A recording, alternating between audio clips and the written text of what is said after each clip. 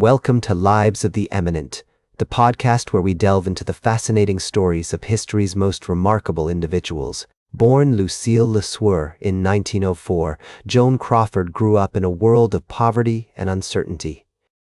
Her father, Thomas Le Sueur, a laborer, and her mother, Annabelle Johnson, a laundry worker, struggled to make ends meet in the rapidly growing city of San Antonio, Texas.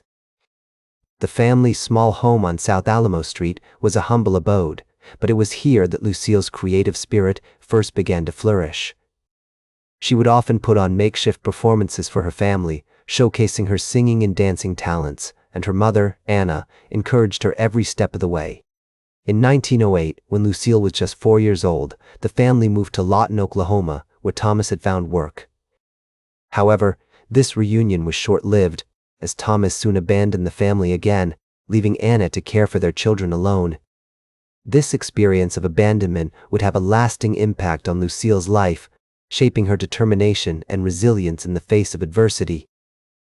As the years passed, Lucille's family moved from place to place, eventually settling in Kansas City, Missouri, where Anna found work as a janitor at the Pittsburgh Street School.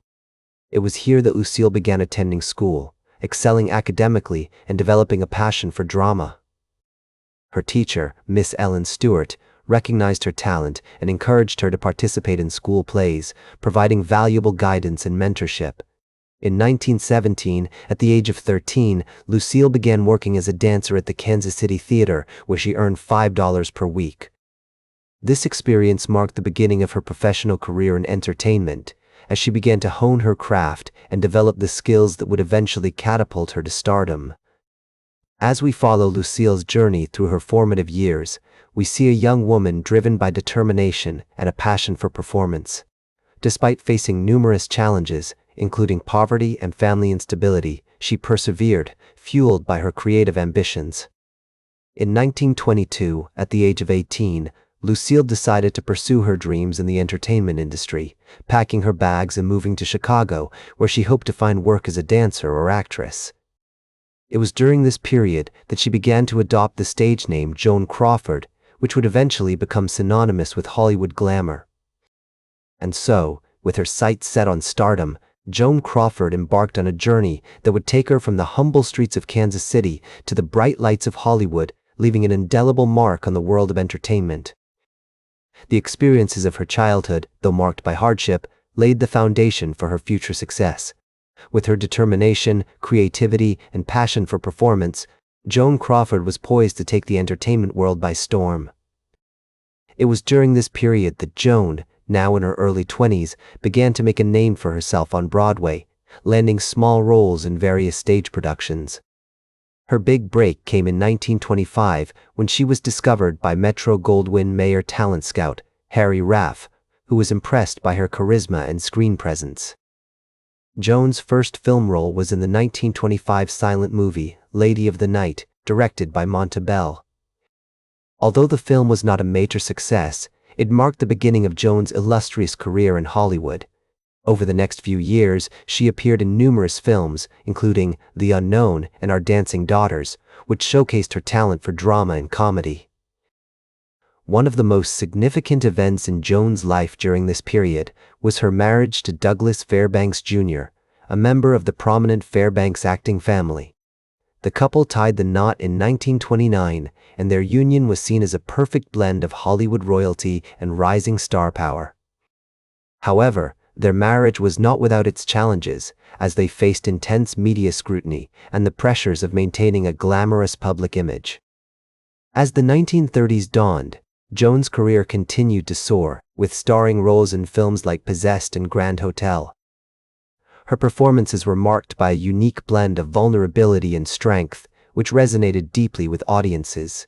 In Grand Hotel, for example, she played the role of Flam Chen, a young and ambitious stenographer, opposite an all-star cast that included Greta Garbo and John Barrymore. Joan's success during this period was not limited to her film work. She also became known for her striking fashion sense, which influenced a generation of women. Her iconic look, characterized by sleek hairstyles, bold lipstick, and elegant gowns, was emulated by fans around the world. As she once said, I think that the most important thing a woman can have is a strong sense of self, and I've always tried to convey that through my work and my personal style. Throughout the 1930s, Joan continued to push the boundaries of her craft, taking on more complex roles in films like Sadie McKee and Love on the Run. Her performances were often marked by a sense of intensity and passion, which earned her critical acclaim and numerous award nominations. She was known for her tireless work ethic, often spending long hours on set, perfecting her performances and immersing herself in the characters she portrayed. With her remarkable film career, her iconic fashion sense, and her enduring legacy, Joan Crawford has left an indelible mark on the world of entertainment. As the 1940s dawned, Joan's career continued to evolve, with starring roles in films like A Woman's Face and Reunion in France. However, her personal life was marked by turmoil, including a divorce from her second husband, Franco Tone, and a highly publicized romance with Clark Gable. Despite these challenges, Joan remained committed to her craft, taking on more complex roles and exploring new genres such as film noir. One of the most significant events in Joan's life during this period was her adoption of 4 children, including a set of twins, Kathy and Cindy. Motherhood brought Joan immense joy, but it also presented new challenges as she navigated the complexities of balancing her career and family responsibilities.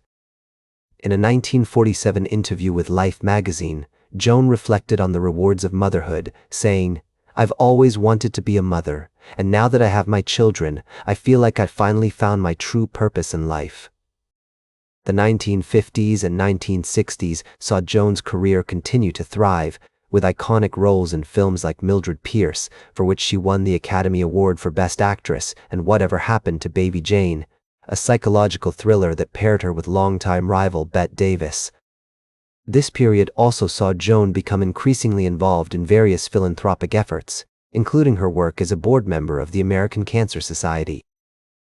As Joan's career entered its final decades, she faced new challenges, including the declining popularity of traditional Hollywood studios and the rise of new talent. However, she remained adaptable, taking on roles in television and continuing to advocate for social causes close to her heart.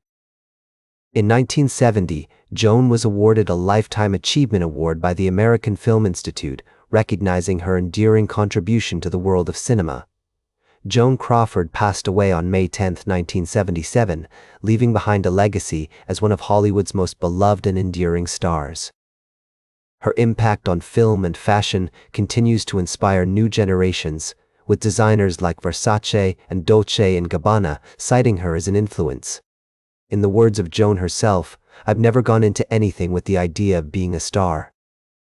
I've always wanted to be an actress, and I've always tried to do my best work." Thank you for joining me on this journey through the captivating life of Joan Crawford. That's all for today's biography with Plutarch. Remember to like, share, and subscribe, and until next time, remember that understanding the lives of remarkable individuals helps us better understand ourselves.